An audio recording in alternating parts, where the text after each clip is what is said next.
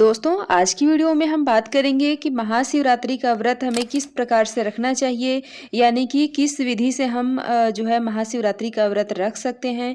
सुहागिनों को कौन-कौन सा श्रृंगार ज़रूर करना चाहिए और साथ में माता को कौन-कौन सा सुहाग की सामग्री ज़रूर चढ़ाना चाहिए।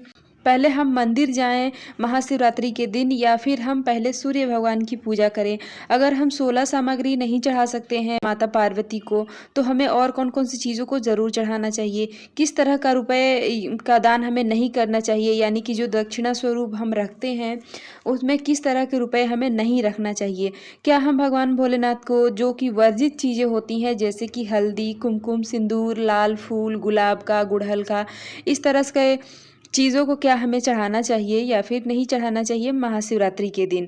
अपने पति के लिए क्या करें, जैसे कि बहुत सारे पति लोग हैं जो साथ में पूजा वैसे तो करना चाहिए लेकिन नहीं कर पाते हैं, तो वो लोग क्या करें, अपने पति को किस तरह से उनका आशीर्वाद दिलाएं, तो इसको भी जानेंगे इस वीडियो में। तो चलिए दोस्तों, बिना देरी किए वीडियो को शुरू करते हैं और जान लेते हैं सारी जानकारी को। तो देखिए दोस्तों, हम सभी को पता ही है कि महाशिवरात्रि 2025 में कब पड़ने वाली है। इससे संबंधित वीडियो हमारे इसी यूट्यूब चैनल पे है, आप चाहें तो एक बार चेकआउट कर सकते हैं, या फिर आपको आई बटन पे भी उसका लिंक मिल जाएगा। इस वीडियो को देखने के बाद आप उसे भी एक बार ज़रूर देखें। अब देखिए दोस्तों, सबसे पहले तो हम देख लेते हैं कि महाशिवरात्रि जो है वो कब पड़ने वाली है। तो देखिए दोस्तों, महाशिवरात्रि जो है वो 26 फरवरी 2025 को पड़ने वाली है। दिन होगा बुधवार, ठीक है। अब दोस्तों देखिए, इस शिवरात्रि का जो व्रत होता है उसमें बहुत सारे लोग जो है वो व्रत रखते हैं। सारे उम्र के लोग जो है वो व्रत रखते हैं अपने अपने शरीर की शक्ति अनुसार, ठीक है। तो जो हमें व्रत किस तरह से रखना चाहिए, तो देखिए दोस्तों, सबसे पहला है कि निर्जला। बहुत सारे जो लोग हैं वो निर्जला व्रत रखते हैं महाशिवरात्रि का। दूसरा है जो कि जल पीकर, सिर्फ जल पीकर ही इस व्रत को किया जाता है। मतलब बहुत सारे लोग अपने अपने हिसाब से रखते हैं, शरीर जिस तरह से उनका रहता है। तीसरा है जो कि है फलाहार, जो कि बहुत मतलब प्रचलित है, क्योंकि हम अधिकतर जो व्रत होता है उसको हम फलाहार पे ही व्रत करते हैं, चाहे कोई भी व्रत होता है, ठीक है। तो हम जो है फलाहार पे भी व्रत रख सकते हैं, और है एक मीठा भोजन करके। तो देखिए दोस्तों, वैसे तो महाशिवरात्रि के या फिर भगवान भोलेनाथ की पूजा में हमें अनाज, नमक इत्यादि नहीं ग्रहण करना चाहिए, क्योंकि साल में एक ही बार तो महाशिवरात्रि आती है और महाशिवरात्रि का त्योहार जो है लगभग सब लोग करते हैं। तो ऐसे में कोशिश करें कि आप फलाहार पे करें। अगर निर्जला या फिर जल पे नहीं कर सकते हैं तो आपको फलाहार पे करना चाहिए। लेकिन किसी कारणवश आप अगर नहीं कर सकते हैं तो आप एक समय मीठा भोजन करके भी इस व्रत को कर सकते हैं, ठीक है। और बहुत ज़्यादा दिक्कत है, परेशानी है, तो आप जो है पूजा पाठ करने के बाद शुद्ध सात्विक भोजन भी कर सकते हैं, ऐसे कोई दिक्कत नहीं है, ठीक है। लेकिन अगर आपका स्वास्थ्य सही है तो आप सिर्फ फलाहार पे करें महाशिवरात्रि का व्रत, तो ज़्यादा सही होगा। अब दोस्तों देखिए, हमें व्रत में क्या क्या चीज़ें वर्जित है जो कि नहीं खाना चाहिए। तो देखिए दोस्तों, वैसे तो हमें सारे फलाहार जो लोग व्यक्ति करते हैं वो लोग दूध, दही, और बहुत सारे लोग जो है दूध दही नहीं भी खाते हैं, क्योंकि पंचामृत से भगवान भोलेनाथ का अभिषेक होता है, तो इसलिए। तो देख लीजिए आपके यहाँ कैसा नियम है, क्या है, और आप कोई भी फल खा सकते हैं, कहीं कोई दिक्कत नहीं है। और देखिए दोस्तों, एक नाशपाती फल होता है, नाशपाती, तो उसको आपको किसी भी व्रत में नहीं खाना चाहिए, ठीक है। तो बाकी आप कोई भी फल ले सकते हैं, शकरकंदी ले सकते हैं, साबूदाने की खीर, हलवा, या जो आप चाहें मीठा भोजन बना के कर सकते हैं। बहुत सारे लोग जो हैं जो कि दूध और केले मैश करके भी खा लेते हैं, तो आप अपने हिसाब से देख लीजिए कि आपको क्या खाना चाहिए। वैसे तो नमक वाली चीज़ें नहीं खाई जाती हैं, लेकिन अगर किसी कारणवश आपको नमक वाली चीज़ें खानी पड़ रही हैं तो आप उसमें जो सादा नमक होता है, जो साधारण नमक होता है, उसको हमें किसी भी व्रत में नहीं खाना चाहिए।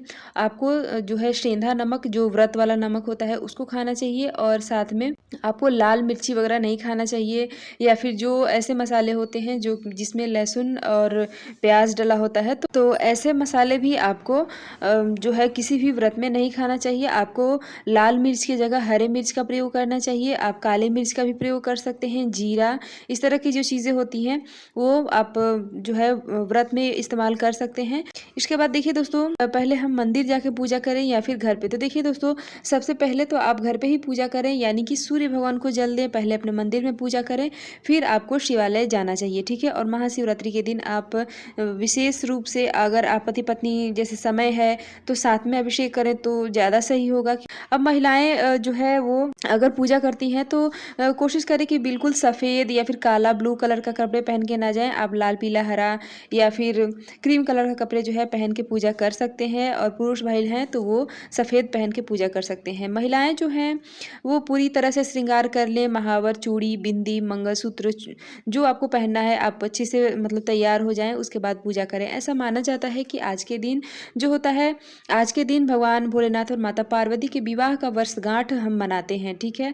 तो ऐसे में अब माता के विवाह का वर्षगांठ है तो हमें भी आशीर्वाद मिलता है, तो हम जिस रूप में पूजा करते हैं हमें उसी रूप में आशीर्वाद मिलता है, ठीक है। हमें उसी रूप को आशीर्वाद मिलता है, तो हर महिला यही चाहती है कि वो सदा सुहागन रहे और उसके माथे पे बिंदी और मांग में सिंदूर हमेशा रहे। तो इसलिए आपको महाशिवरात्रि के दिन पूरा श्रृंगार करके आपको मतलब पूजा करने जाना चाहिए मंदिर में। मंदिर में जाते समय एक बात का विशेष रूप से ध्यान रखें कि बहुत सारे ज्वेलरी पहन के ना जाएं जो कि गोल्ड के हैं, या फिर मतलब आप चाहें तो आर्टिफिशियल वगैरह पहन के जा सकते हैं, लेकिन क्योंकि मंदिर में बहुत भीड़ होता है, रास्ते में भी बहुत भीड़ होता है, तो ऐसे सिचुएशन में आप जो है बहुत ज़्यादा सोने चांदी के गहने पहन के ना जाएं। कहीं खो गया, कहीं गिर गया, कहीं गुम हो गया, कोई छीन लिया तो अलग ही परेशानी हो जाती है, ठीक है। तो आप जो है नॉर्मली जो है गहने ज्वेलरी पहन के पूजा पाठ करने जाएं, ठीक। अब है कि देखिए जैसे हम महादेव जी की पूजा करते हैं, भगवान भोलेनाथ की पूजा करते हैं, तो बहुत सारी चीज़ें जो है वो हम चढ़ाते हैं, और बहुत सारी चीज़ जो है हम नहीं चढ़ाते हैं जो कि वर्जित माना जाता है। तो हम जो चढ़ाते हैं वो है बेलपत्र, धूप, दीप, अक्षत, सफ़ेद फूल, चंदन, सफ़ेद चंदन, जनेऊ इत्यादि बहुत सारी चीज़ जो है हम चढ़ाते हैं, ठीक है। लेकिन बहुत सारी चीज़ें जैसे कि हल्दी, कुमकुम, सिंदूर इत्यादि हम नहीं चढ़ाते हैं। तो क्या आज के दिन हमें चढ़ाना चाहिए? तो जी हाँ, बिल्कुल आप आज के दिन भगवान भोलेनाथ को हल्दी, कुमकुम, सिंदूर, लाल फूल यानी कि गुलाब का फूल, गुड़हल का फूल इत्यादि जो भी आपको मिल जाता है आपको ज़रूर चढ़ाना चाहिए, क्योंकि हम भगवान भोलेनाथ के विवाह का वर्षगांठ मनाते हैं। तो इसलिए आज के दिन हम इत्यादि जो चीज़ें वर्जित है वो भी हम भगवान भोलेनाथ को चढ़ा सकते हैं, सिर्फ महाशिवरात्रि के दिन, ठीक है।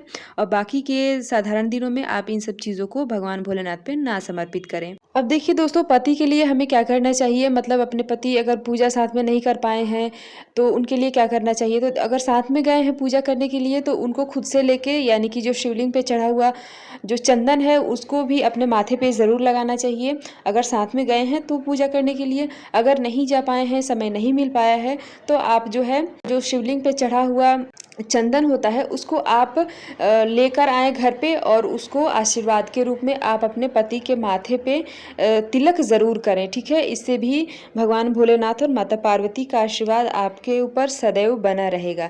अब देखिए दोस्तों, किस तरह का जो रुपया है, किस तरह का सिक्का जो है हमें भगवान भोलेनाथ को या फिर मंदिर में हमें दक्षिणा स्वरूप नहीं देना चाहिए।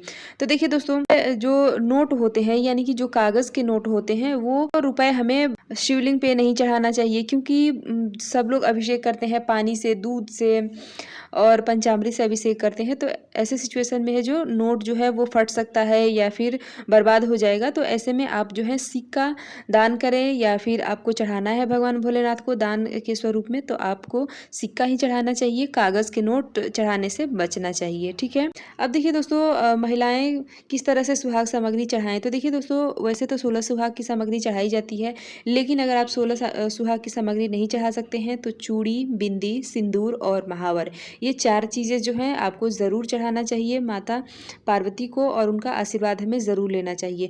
कोशिश करें कि जो सिंदूर ले गए हैं वो ज़रूर माता के मांग में भरें, और फिर अपने मांग में भी उस उंगली को छुआएं, और जो सिंदूर लेके आए हैं अगर सिंदूरा आपके पास है तो सिंदूरा में भी भर लें, और जो छोटी डिब्बी रखते हैं हम अपने डेली सिंदूर करने के लिए उसमें भी हमें भर लेना चाहिए, ठीक है। इससे माता का आशीर्वाद हमें प्रतिदिन मिलता रहेगा सिंदूर के रूप में। तो आशा करती हूँ दोस्तों कि महाशिवरात्रि से जुड़ी कुछ महत्वपूर्ण जानकारी आपको अच्छी लगी होगी। वीडियो पसंद आया हो तो एक लाइक ज़रूर करें, और दोस्तों मिलते हूँ इसी तरह से एक और नए वीडियो के साथ, तब तक के लिए बाय।